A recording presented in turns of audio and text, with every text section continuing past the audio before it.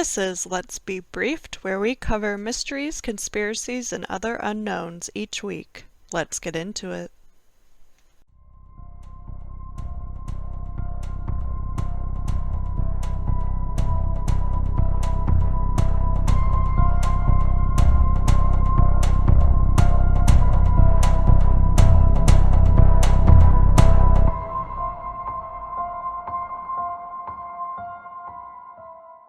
Between 1978 and 1991, the U.S. government sanctioned researchers to study psychic abilities for use in espionage and intelligence gathering.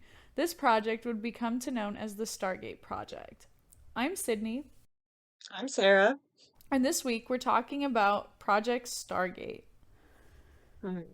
I didn't know that's what it was called. I know I had to look it up. I've heard of the psychic spies thing, but I didn't know it had I thought I could not have told you what the actual code name was for it. Yeah. I'm excited. So you don't know anything about this one? Not really. Good. This one, I feel like this one has the shock factor. Cuz this is declassified, confirmed they did this. I was on the CIA website looking at released documents. A lot of the pictures that I have are from CIA files that I found on my own. You can just get on there and search and it's all there. And Okay. pretty well documented. So, Project Stargate was a secret government project that ran from 1978 to 1991.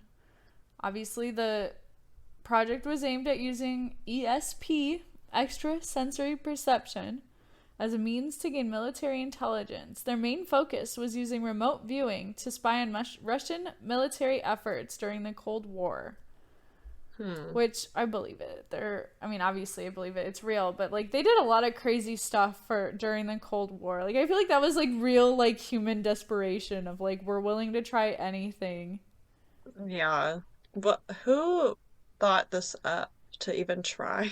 We'll get there. We'll get Oh, okay, there. good, good. So this story really starts with a guy named, I think it's Uri Geller. Uri. I want to say Yuri, but I think it's Uri. He was an Israeli paratrooper who popularized ESP by claiming he could bend spoons with his mind and see the inside of sealed containers and read minds, and he would appear on talk shows showing off his ability. Oh. And this caught the attention of the intelligence community, and they started looking into it because they're like, hey, this guy kind of seems legit. Let's see if this is an option. And actually, a couple things that I've heard about him, first of all, I cannot figure out where I heard this or find it anywhere, so maybe this never happened, but he was supposedly on a talk show, and halfway through he was I'm not feeling well, something is wrong, I need to sit down, and he was having chest pain, and he goes, I can't remember who, some president of maybe Argentina, it was some random country, goes, the president died, and everyone's no, even the audience was okay, sure.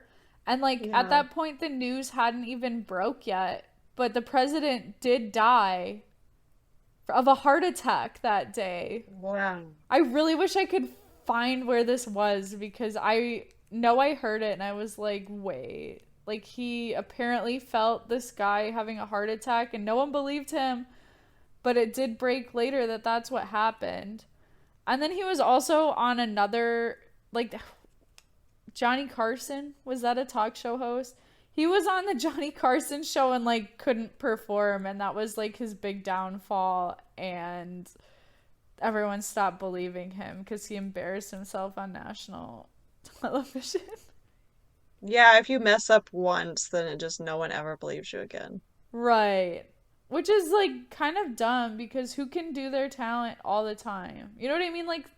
It's Yeah. normal to have bad days. Or he said His claim was that like the negative energy in the room, or like basically he felt like a hostile energy in the room, so he like couldn't break through it. But he caught the attention of the CIA. It's just crazy that they actually like believed it enough to be like, let's try this out. Right. Yeah, I mean, I guess when like this was in the 70s, he was like all the rage. Like people, if you were alive then, tell us if you remember, but the podcast that I was listening to about it was saying that like he was like a household name. Everyone knew who he was. Yeah, might as well try. Right. So, yeah, they did. And the project was overseen up until 1987 by Lieutenant Frederick Holmes, his name was Skip Atwater, who was an aide and psychic headhunter to Major General Albert Stubblebine? Stubblebine? Stubblebine, probably, and later president of the Monroe Institute. The unit was I've a heard small of that. scale, comprising of 15 to 20 people, and was run out of an old leaky wooden barracks. You've heard of him? I've heard of the Monroe Institute. Oh, I haven't. Oh, there's like a podcast that they do now that's like hosted by them about like unlocking your mind and Brain. stuff. Yeah. Oh. Well, I mean, the government loves contractors. And one of the other like major contractors in this was the SRI, which was Stanford Research Institute, which is apparently not actually connected to Stanford. Like Oh, same name, but I don't think that they're actually connected, but they did a lot of this hmm. research. And it was done in like basements. Like it was really low budget at first cuz they're like we don't want to put too much money into this Oh because yeah. If it doesn't work, like right, yeah. that's embarrassing. And like this was like super secret because first of all the government didn't want Russia to know about it, and none of the scientists told anyone because they didn't want to be like treated like they were crazy for even looking into it. Like they were Oh, afraid of their call, like they were embarrassed that they were yeah. working on it. Hmm. So, Yeah. as I said, oh, go ahead. I was gonna say just yeah, I could see their credibility being questioned if that got out. Yeah, and like one of the like main guys who did this named his name was Russell Targ. He like invented the laser. Like he was working on laser technology way at the beginning. And I watched his documentary and he was saying that like Wikipedia wouldn't even let him include that in his bio because all anyone wanted to talk about was the psychic stuff. Like he basically Oh, he had an extremely successful career where he worked on legitimate things and they all got erased by this that he had been working on. Like it's that I yeah. think is really unfortunate because it wrecked his credibility everywhere else, but he was a smart dude. He like when you look at him, he like just looks like a science guy. Like he has big curly hair and glasses and it's Oh, just funny. I'm like, yeah, I have no doubt in my mind he is like a research scientist. Like they all have that look. yeah. I guess at a certain point you have a look, maybe Like especially they're back kind of then. goofy looking. They don't care Yeah, about their appearance. They're just right. like, I am what I am. Yeah. So, speaking of Russell Targ, he has been very outspoken about his involvement with this project. And when he left the project, he like immediately wrote a book. Like he didn't care that it was classified. He was just like, well, let them like come after me, but I bet they won't because if they do, then it opens the box. Like then people know that it's for real. Like he was fine being like a heretic because he wanted to tell his story, but he knew that they wouldn't go after him because it would give him credibility. Which I like him. He's kind of a funny little guy. Yeah, I like that a lot. He did that. Right? He's like they won't. And he also started a like silver trading company in the 80s after he left that like they were predicting silver prices like 2 or 3 days in advance, and they came out and said this is what we're doing, but then the silver market crashed in like 87 or something. Like it was like he was out there saying, "Look, we're psychics," and everyone's like, "Yeah, okay." But like now all of this stuff is declassified, so it kind of gave him a little bit of his credibility back, but I think still most people don't believe it. Hmm. Is he still alive? He is. I believe he Okay. still is. I mean, he was on the Stuff They Don't Want You to Know podcast a couple years ago promoting his movie, which is where I first heard about it. And yeah, I mean, he's just like a little old guy. Oh. He's also legally blind, but he rides a motorcycle. Okay. And he has these big, thick glasses. I don't know. He's like a cool dude. I'm a big fan. Yeah, he sounds really cool. Next, we'll get into Pat Price, who was one of the most talented psychics from this project. Before, I believe this was him, before he like joined the project, he had like a map on his wall, and he was tracking the location of like Soviet submarines on his like in his free time with his mind and marking them down, and then he would like go back and try to verify it later. But like he had pins all over the map, and he just this is where they are now. Like he was doing that for fun in his free time. Wow. That's kind of cool though too, but also Yeah.